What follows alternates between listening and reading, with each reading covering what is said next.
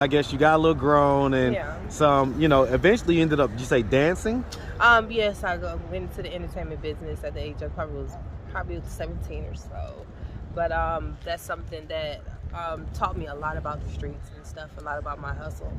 But once I had my daughter, I kind of had to change my mindset. How long did you dance? How long did I dance? I was 16, like 4, 5, 6 some years. You don't know how long? It was about 6 years or so, but I wouldn't say I was proud about that.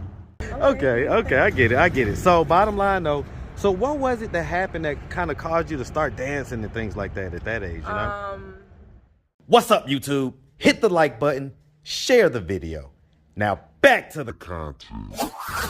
What's up, YouTube? Atlanta Street Interviews out here with another one. So we got a young lady with us today. How you doing today, miss? I'm doing fine. How are you? I'm doing well. Thank you for asking. So are you homeless? I would say right now I am. Okay. I'm going through something at the moment, so. Kind of a transition type deal. I get it. How old are you? I would say I'm 20. I'm 29. 29? Yeah. Okay.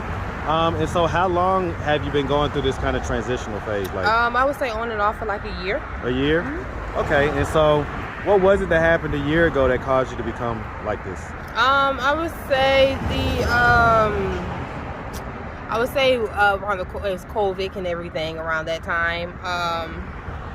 Addiction was mine a long time ago, but now I'm doing a little bit better. Okay, yeah, I mean, hey, you look sober and you look great. Thank you. So addiction to what? I would just say addiction is anything. Well, I get that, but on this channel we get specific. So I mean, are we talking cocaine? Are we talking crack? Are we talking heroin, pills? It wouldn't be none of that actually. It would be mainly depression, addiction. You know what I'm saying? Depression was the issue. I wouldn't say it was drugs, but I used to smoke a lot of, Smoke a lot of what? That's as far as weed, and popped a lot of pills. Okay, because I was about to say, we know weed and alcohol, we kind of consider that in one category, and then some of the harder stuff we consider. So you're not talking about none of the harder stuff? No. Okay, so you're just talking about pills. You're talking about like Pergies, Xannies. Stuff like over-the-counter medicines and stuff like that sort. Okay. So like Tylenol, things like that. That's like very simple. So what was the depression caused by? I would say from the loss of family, changes in life, going through different changes, the economy, etc. It could be anything of that sort. So. Well, I mean specifically though, we don't want all these high flying answers. We want to know. We want to know what happened. So what we're trying to do with these interviews, we're just trying to understand how regular, normal people get into these situations. And so it's not to embarrass you or anything like that. It's just to understand. It's for understanding. I would say the loss and support of family. That was my main issue of not having anyone to really actually help out, or having the support or the help on the side as far as anybody would have if you have family. Yeah, being out here by yourself. Just telling somebody, man, we could all end up in situations like this, especially in our 20s, if we didn't have that safety net that a lot of us may have, to where you can kind of fall and you got your parents, grandparents, or whoever you can so do you not have that type of situation? I do have that situation, and a lot of times it was dealing for me actually being on drugs, and your family is not going to help you so much if they have to continue to tell you, Yeah, definitely, 100%. But so what drugs are we really talking about? Come on. Like, I'm out here for real. Come on now. No, it really was. I mean, it's not that. It really wasn't no drug of that. Like, I'm telling you, pills and stuff like that. Okay. You have any kids? I have 3. 3? And so how old's the oldest? How young's the youngest? My beautiful daughter, she'll be 13. I got have 13-year-old. a 7-year-old son, and then my youngest will be 6. Okay, all right. Different dads or same dad? They have the same father, except for my middle child. Except for the middle child? My middle child, yes. But he is the father. I would say the person that's taking care of them is their father. I get it. So okay, so was you in a relationship with this guy? Yes, I was in a relationship with my big papa. We would say, I mean, this was like a high school sweetheart type deal, right? This was no. It wasn't. No, it was not. I'm sorry, that's not it. That's not a high school sweetheart. I'm sorry, but I was with my big father for like 9 years. For 9 years, since I was 18. So he's 12 years older than me, so. Okay, Yeah. okay, I get it. So not quite a high school sweetheart, I get it. But so for 9 years, but your daughter's 13. Yes, it's 9 years we was in a relationship. So you had the kid before you got in a relationship? Yes. Okay. No, not my daughter. No, I had my daughter before. I was in a relationship before I had my daughter. Yes, that's right. Because at that time I was dancing. And he was supporting me, you know what I'm saying? He was supporting me with my side hustle and everything. But eventually when I had my daughter, I had to stop doing that. Okay, and so this is the same guy. So this is the 13-year-old's dad, right? Yes. Okay. This is my daughter's dad. All there is basically their father. Right, okay. And so, all right, so let's just put a pin in that. Let's just start from the beginning. So where are you from? I'm from Columbia, South Carolina. I was raised in Atlanta. Hey, man, but hold on, man. We gonna give South Carolina, we gonna give Columbia a shout out now, man. Shout out that big Columbia, South Carolina, man. Yes, sir. Go Gamecocks. I love it, man. Like, I love Columbia, man. I love South Carolina, period. But I used to do a lot of work out there. I definitely rock with Columbia. All right, so, but you say you grew up here in Atlanta? Yes, I did. Man, shout out that ATL, man. Where in Atlanta? I would say Clayton County. Clayco.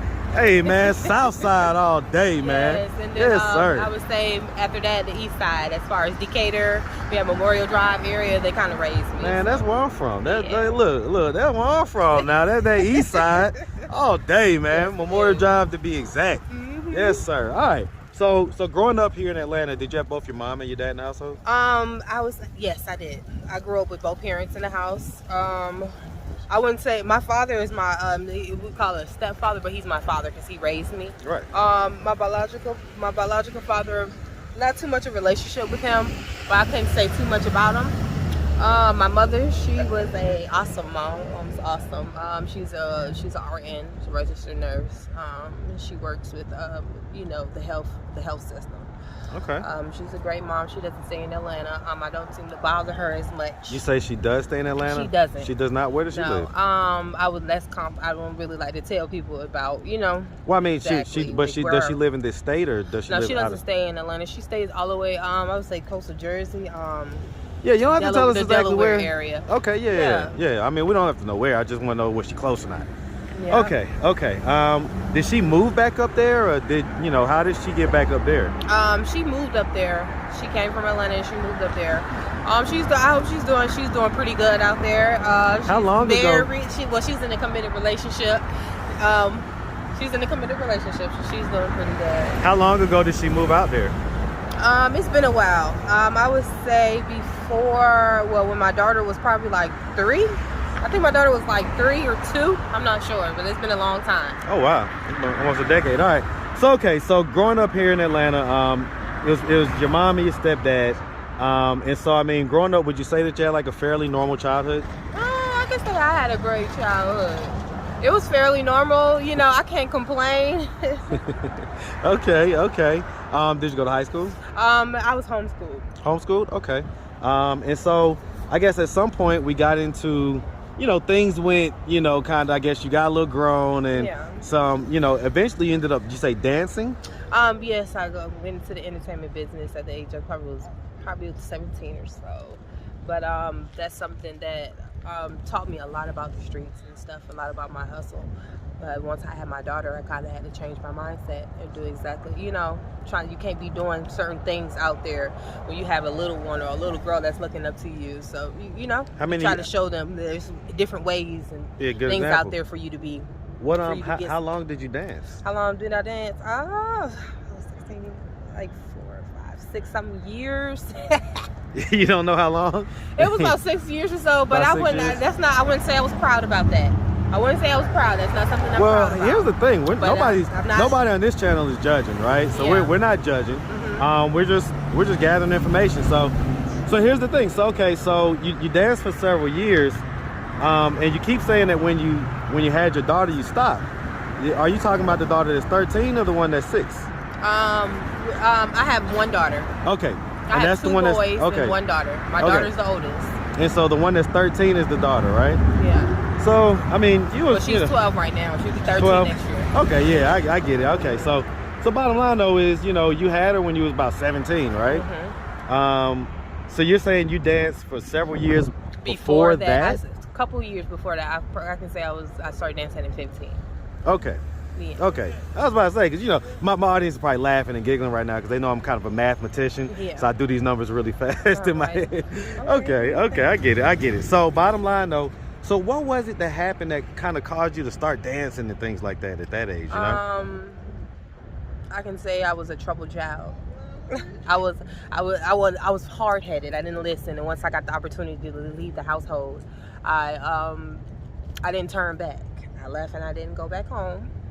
Why not? Since, I don't like to talk about that a lot, you know, but people go through a lot of abuse and stuff. Not to say that it was my household was very abusive, but certain things as growing up, when I think about it as an adult, wasn't supposed to happen, you know. But other than that, I'm just blessed to be here. And listen, I gotta tell you, you know, we get a lot of that on this channel.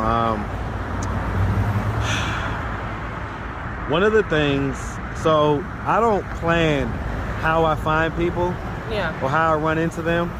I'm literally just floating and just kind of am led by the spirit, right? One of the things that I found that I do after over 500 videos on this channel. Okay. And where's your channel at? Is it on YouTube? It's on or something? YouTube. Yep, it's on YouTube. Okay, I think I've heard about it and seen it and actually looked it up a couple of times. Called Atlanta Street Interviews. And so, and so, you know, I try to help people. I'm sorry. I'm so sorry. Marty's laughing because they're like, everybody says that. But okay, so I try to help people to release negative energy, right?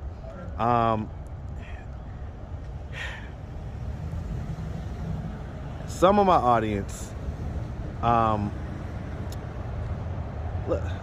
forget the audience. Here's the point, right? Okay. So the things that you're saying that happened to you, they caused you to run away to a point to where you didn't want to come back at the age of 15. Yeah. And you started doing, like you say, kind of grown people things that was had definitely a level of danger to it. Thank you. And so if I was to say, like, if your mom was to see this video, right, and she was to contact me, which that happens from time to time, right? Okay. If I was to ask her, like, why did she do that at 15? Like, what was it that happened that caused her to feel that way, that she didn't want to come back to the house? Oh, well, that's something that I have to talk about with my psychiatrist. That's very private, you know, information. Don't let everybody know, but people grow up and they go through things in childhood. Either they want to talk about it or they don't. In my instance, sometimes I done talked about it and talking about it too much to the point where I don't feel like talking about it. So you have talked about it with folks? I have. Okay. Yes, I have. And so, I mean, not without going into too much detail, because I'm going to cut some of this part out, but without going into too much detail, is something happened to you when you was a child type deal? Yeah. Okay. I would say that, yeah. But I don't like to talk about stuff like that. Listen, trust. I get it. And I ain't gonna press, all right? I ain't gonna press. But I'm just trying to, like I say, understand how you got to this point, you know? And so, okay, so that happened. So we was doing that at 15, and so eventually we came out of that. What was life like after that? I didn't really think about it. Like, you know, you go through things and you try to block that out. And block it out as much as you can until it comes to the day where you be like, oh, that did happen. You know, and I did go through that. But normally the times I try to numb it out. You're talking about what happened to you when you were a kid? Normally I don't think about it. So I just try to go about the day smiling and staying focused. But so here's the thing about that.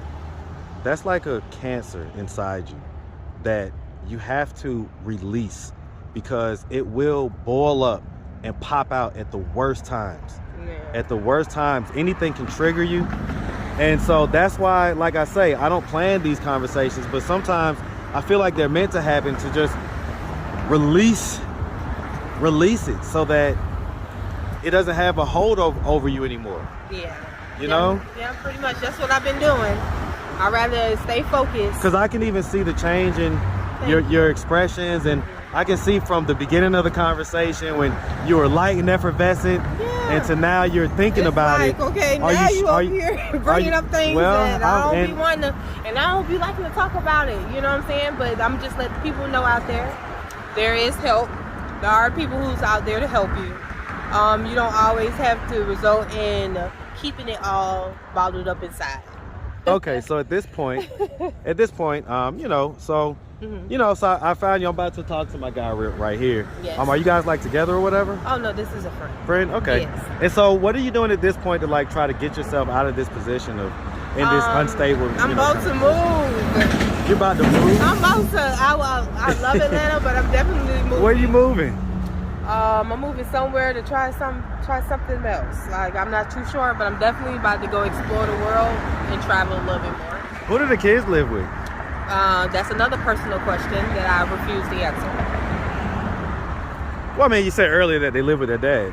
I mean, yeah, but I'm not going to tell you exactly where they live. I didn't ask where. I was just asking who. Yeah, but they live with their father. Okay, so the dad is taking care of them? Yes, temporarily. At the moment he is, because I'm not too much in the best situation. And we agreed upon that decision.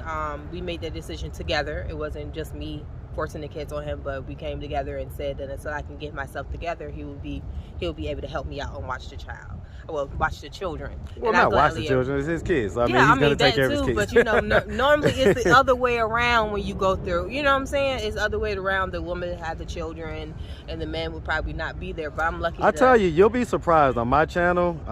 You'll you find a lot of situations where the dads are taking care of the kids. Yeah, and that's a good thing.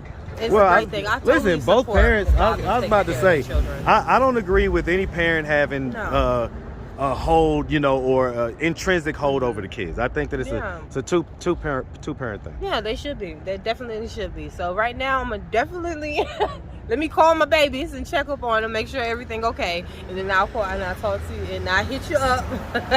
Hopefully, I see you around the streets or something. You gonna see me as long as you don't move too fast. You gonna see me. You never know. I do be a little quick. No, yeah, man. You should just say she gonna move. You don't know where she moving to. Okay. All right. Well, listen, we really appreciate you taking the time, answering all of our questions. If anybody out there wanted to reach out, help, or donate, do you have a way they could do that? Do you have social media, Cash App, anything like that? Actually, I do. I don't do social media, but you can hit me up at my email if you would like to email me. Okay. It will be, let's see, it'll be, what is it? my-diamond-collection@gmail.com. That is my online store and business that I'm doing as far as a virtual boutique. You can buy women, men, and children clothing. Okay. All right, there you go. Well, listen, we appreciate you, and we definitely wish you nothing but the best out here, all right? Of course, thank you. Make sure you have a good one, sweetie. All right, God bless. All right.